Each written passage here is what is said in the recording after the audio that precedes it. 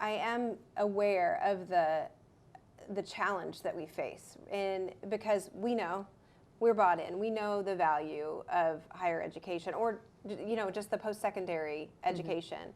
How do we convince people? What gives you hope? What do you think is working, even in small pockets? What can we expand on? I think what's changing is we aren't expecting higher education, Commission for Higher Education, to get this message out alone. I think the engagement with the employer community is critically important. So at the time when they're telling us the skills that they need, and they are not, for the most part, skills that we're going to be done at high school. Now, you can leave high school and go straight into the world of work if you have an industry certification, but as those jobs change, you're going to need more education. That's right. And some of the best messengers are employers. We've also found that, for whatever reason, we may think it's not fair, they don't always believe higher education, they don't always believe government, and so who are good messengers? Faith-based leaders, community leaders, employers, high school counselors. So all of those folks have to be engaged with us in terms of building that value proposition. Clearly, some people are hearing it, but if reflected in our recent numbers, low income, minority, rural Indiana, rural America are those who are probably most disengaged right now. I think one of the ways that we can reach those folks is to really build career relevance into their education, aligning what students are learning with what they will be doing. Because when they don't see a connection between that, they're much less likely to go and much less likely to persist once they get there.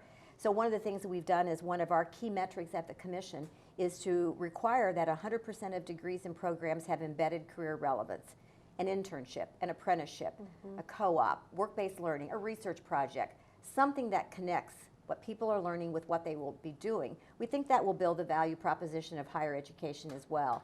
And then I think as we look forward into the changing nature of the world of work, either we will realize early the imperative of what we're doing, or we will realize it too late. Yeah. And we're changing an economy of the state right now, and it relies on quality credentials beyond high school. Right.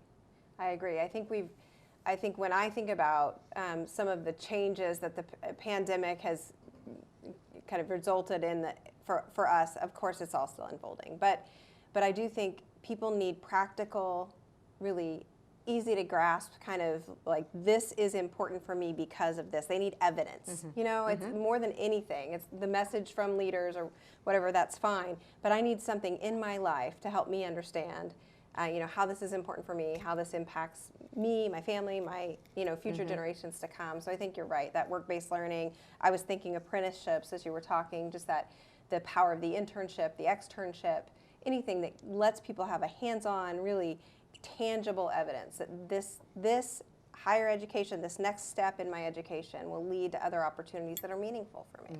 I think this idea of next step is really important. We used to sell, and it still works with some people. We used to sell, you'll make $1 million more in your life if you have higher education. That message is not working for some population. It's delayed gratification. They need something more immediate. We need to also deliver a higher education system that's more accessible for people who live complicated lives. Yes, the 18 to 22-year-old, you're never going to hear me demean the value of a residential experience. But it's not the pathway for everybody.